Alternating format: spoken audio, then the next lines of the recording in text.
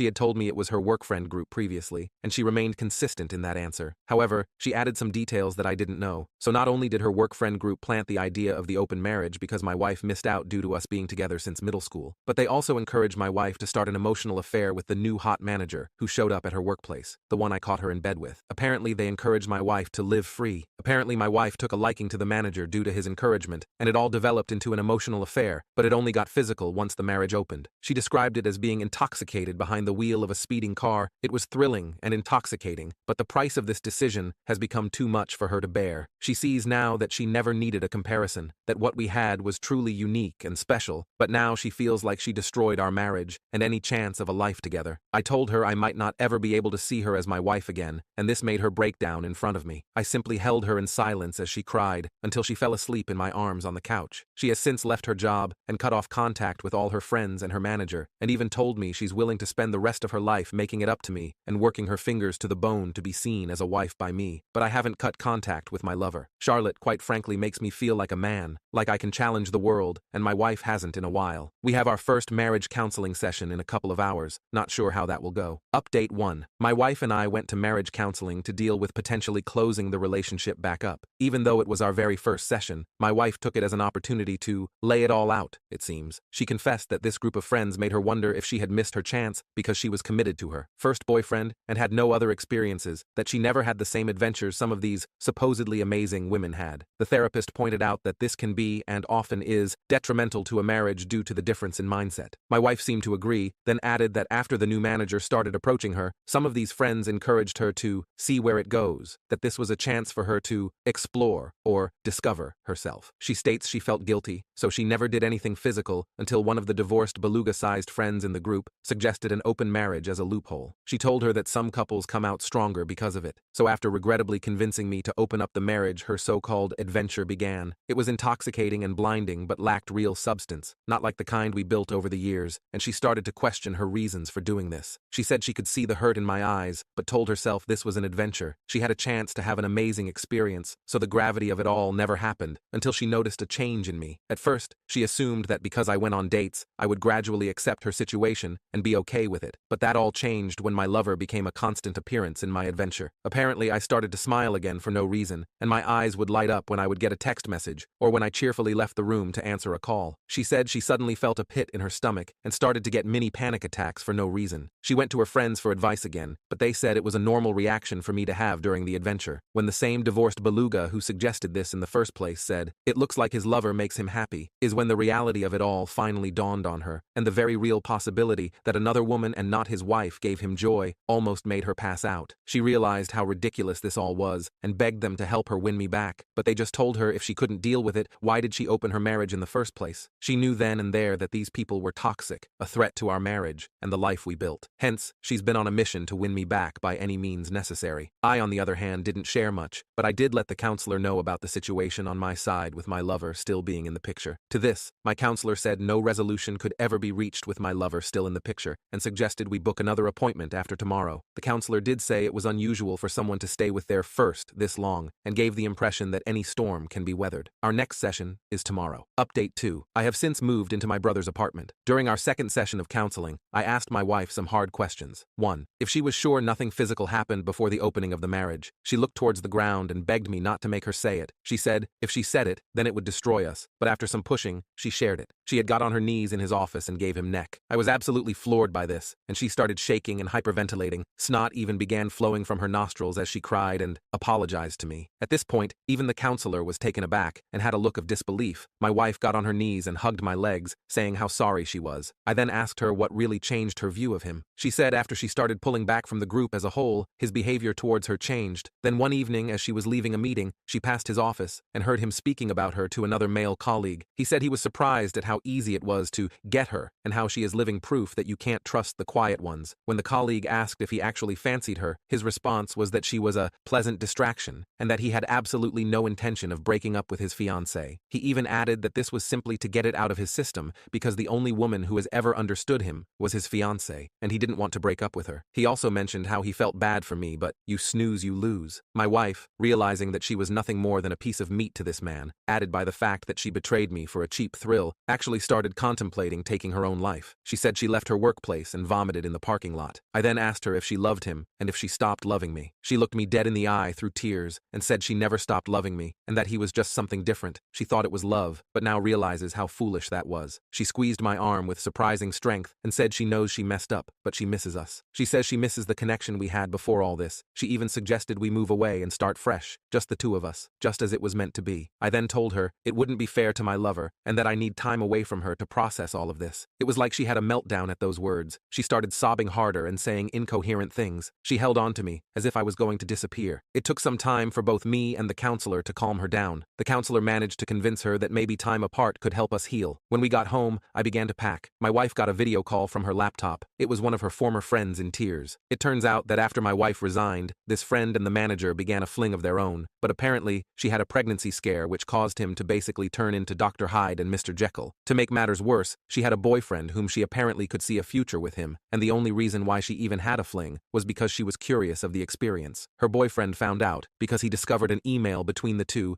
discussing the potential pregnancy, but the manager basically accused her of baby trapping him. Of course, he left her, and the reason why she made contact is because she was under the impression that my wife managed to save our marriage and was desperately seeking advice. I just turned and left and have been staying in the apartment ever since. Update 3. Turns out, the former friend who had the pregnancy scare with the manager was indeed pregnant. However, the stress of losing her boyfriend and being humiliated by the affair caused her to lose the baby. She basically turned ballistic and went full scorched earth on the manager. She exposed him to all upper management and his fiancée, who left him. The former friend actually got in contact with me. She wanted my side of the story because she was collecting evidence against him, but she wanted to do it in person, and I agreed. From the moment I saw her face, I knew she was broken. The dark circles under her eyes and her red-colored iris clearly showed she didn't get any sleep and was haunted by her own thoughts. She thanked me for agreeing to meet her and immediately apologized for her role in my wife's adventure. It turns out her and my wife spoke again, and that's when she learnt I had moved out. She didn't shift the blame and wanted to take responsibility, hence why she wanted to meet in person. I thanked her for her efforts but asked her why she would go this far. She said losing both a child and the love of her life changed who she was at the core. She said she can hardly look in the mirror without feeling disgust, and she can hardly sleep because all she sees is her ex's face the day he found out. This woman clearly hated herself, and this meeting might have been a form of punishment for her. She tells me since fraternizing among co-workers is a breach of conduct, and more so because he was in a position of influence, he will most likely be fired and possibly blacklisted from that field as a whole. But the same may be true for her as well, and she has accepted it. She left after getting my side of the story and apologized again. I needed to get a few things from the old place, so I picked a time when I thought my wife wasn't home. Unfortunately, she was there, but what surprised me is that she had most of our wedding photos out on the coffee table, as well as others, and she was staring at them. When she noticed me, I could see she was crying. She tried to hug me, but I gently pushed her aside. She tried to offer me lunch, but I told her I wasn't hungry and that I wouldn't be long. I just needed a few things. Before I could proceed, she said she had something to show me. She pulled out her phone and showed me a message she received 2 days ago from her former manager who berated her. It was from a new number since she blocked his old one. Apparently my wife helped her former friend expose him to all relevant parties and he was fuming. She thought by exposing the secret she was removing its power, as well as giving us a fighting chance. I told her I was glad that she had the courage to do that, but it doesn't change anything between us. I also informed her that I will be stopping marriage counseling, but will do individual counseling instead. This made her sob softly, and she said she understood. I know I am supposed to feel either elation of the actions taken